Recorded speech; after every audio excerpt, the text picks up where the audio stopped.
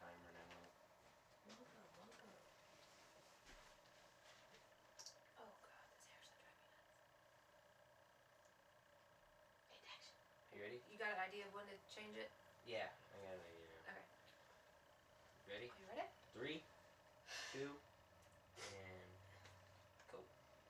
How many of you cannot start your day without a cup of coffee? That's what I thought.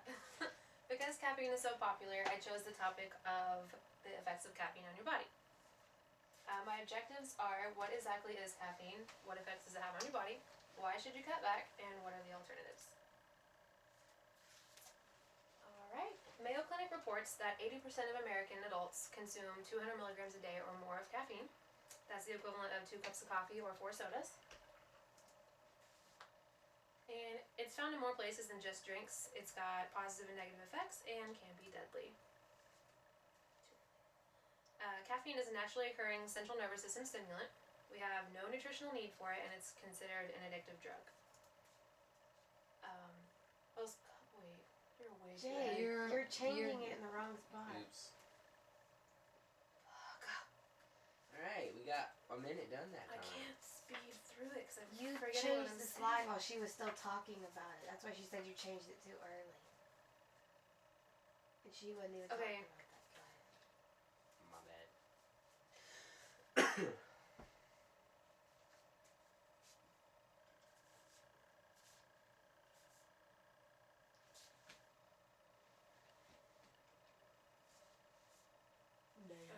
whatever. The first one was pretty good. It stays.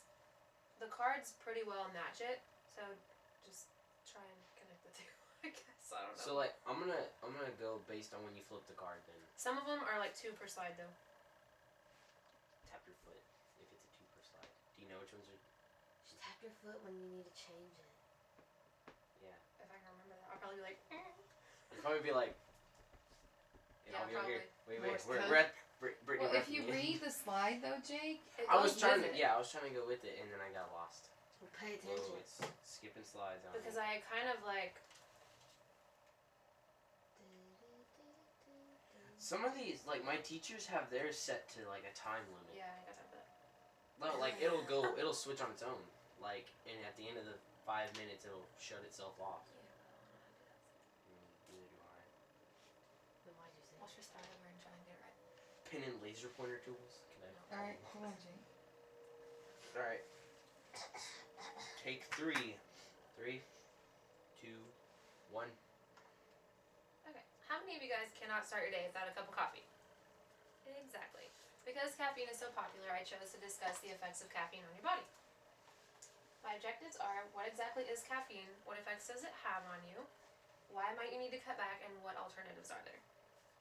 And I researched on the FDA and American Heart Association website to get my information. So, did you know that the Mayo Clinic reports that 80% of all adults consume at least 200 milligrams of caffeine a day? That's the equivalent of 2 cups of coffee or 4 sodas. And it's found in more places than just drinks. It's also got positive and negative effects on us. There all are alternatives, and the FDA recommends 300 milligrams or less a day. So what is caffeine? It's a naturally occurring central nervous system stimulant that has no nutritional need for us, and it's considered an addictive drug. So where can we find caffeine? Most commonly, we're thought of, we think of coffee, tea, sodas for caffeine. Also in food and candy, dietary supplements, sport drinks, medicines, over-the-counter pain meds, and Excedrin include caffeine. So you might not actually be aware of how much you're consuming. The FDA classifies it as generally safe, but 10 grams maximum is the allowed in adults because it becomes toxic at that point. And how does it affect us? College students are major caffeine consumers, likely because of our busy schedules, lack of sleep, and balancing work and school. So the FDA safe range is under 300 milligrams, a maximum of 600 milligrams, because that's when it becomes dangerous.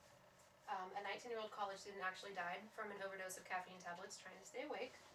And so now the FDA requires labeling on anything that caffeine is added to, food, drinks, medicine. Anything that caffeine is naturally in, they do not have to label. So now you know what caffeine is and where to find it, we'll look at the effects it has on your body. The desired effects are obviously it wakes you up in the morning, gets you going, makes you feel energized, increased alertness. Maybe when you hit that midday slump, it'll keep you going. It does peak at 1 hour after taking it, which puts you at risk for an addiction because it's so short-lived. And the unwanted effects, the number one long-term effect is sleep disturbance. Because it peaks at 1 hour, it also stays in your bloodstream for 4 to 6 hours. So it's harder for you to fall asleep, thus causing you to need more in the morning.